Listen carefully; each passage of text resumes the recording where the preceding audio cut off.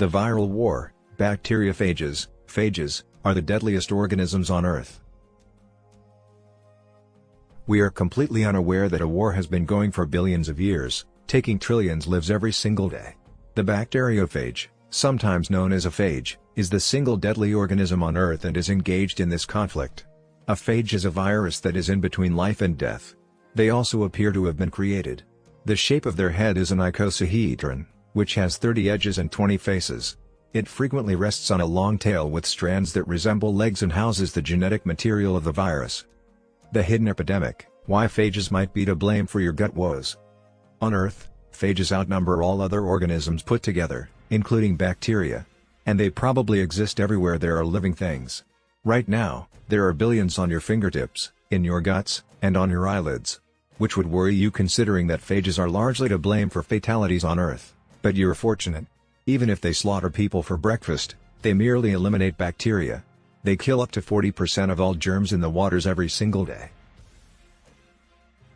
Phages, the good, the bad, and the ugly. However, phages also have serious drawbacks. Phages require a host to exist and reproduce, just like any other virus does. They are essentially just genetic material with specializations. A phage typically targets a single bacteria and sometimes a few of its closely related species. They are its victims. Think of a phage as a cruise missile-like creature that only seeks and kills members of one very unfortunate family. When a phage locates its victim, it links its tail fibers with receptors and punctures the surface with what resembles a needle. The phage squeezes its tail and injects its genetic material in an odd action. The germs take control in a matter of minutes. It is now compelled to produce every component of new phages. Bacteriophage, how a little virus can destroy a bacteria. They only stop after the bacteria are fully loaded with fresh phages. Finally, they create endolysin, a potent enzyme that eats a hole through the bacterium. The bacteria sort of vomits out all of its insides and dies as a result of the extreme pressure. The cycle is restarted by the release of fresh phages. Bacteriophages have recently drawn the interest of humans, the second deadliest species on the planet. The phage problem, we're injecting bacteriophages into our desperate bodies. We've just been considering injecting countless numbers of them into our bodies because we screwed up and are feeling a little desperate. A single cut or sip from the wrong puddle in the past may be fatal. We had bacteria as our phages. Tiny beasts who relentlessly pursued us. However, approximately a century ago, we discovered a solution in nature. By chance, we discovered fungi that produced antibiotics, compounds that kill bacteria. We had a strong superweapon all of a sudden. Since antibiotics are so effective, we no longer view germs as evil. They only killed the frailest and oldest of us. Antibiotics were administered more frequently and for less serious conditions. Because germs are living, evolving creatures, they began to develop resistance to our weapons one by one as we lost respect for the monsters and the weapon. This went on until we developed bacteria known as superbugs, which are resistant to practically everything we have. As we speak, this immunity is becoming more widespread worldwide. Could bacteriophages be the solution to superbugs? By 2050, superbugs may cause more yearly fatalities in humans than cancer. The days when a cut, a bladder infection, or a cough could endanger your life or the lives of those you love are returning. More than 23,000 people every year in the US alone pass away from resistant microorganisms. Phages, our little killer virus robots, appear to be our only hope, though. They can be used intravenously to treat infections. What makes it a good idea to introduce millions of viruses into an infection? Killing bacteria is a particularly specific task for phages.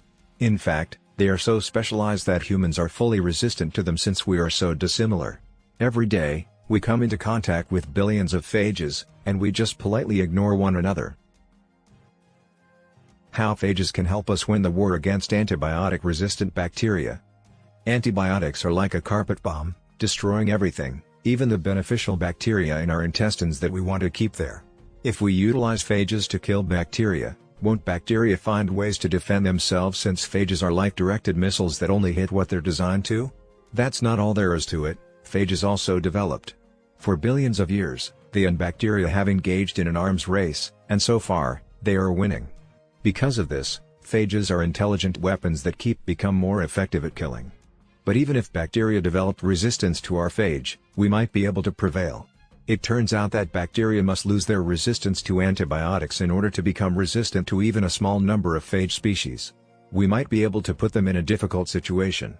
This has already been put to the test on a patient who had run out of options after his thoracic cavities became infected with the dreaded Pseudomonas aeruginosa bacteria. They can even survive an alcoholic hand gel because they are naturally immune to the majority of antibiotics.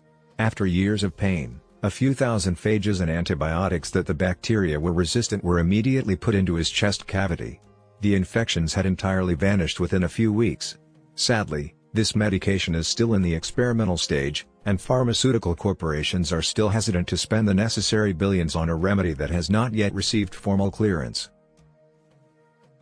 Bacteriophage therapy, the new kid on the block. But finally, things are altering. The largest phage clinical trial to date started in 2016, and phages are drawing increasing amounts of interest. And since antibiotics have been our go-to weapon for a long time, we had better get used to it. Although it may seem strange, injecting the most lethal creature on Earth right into our bodies could prevent millions of deaths.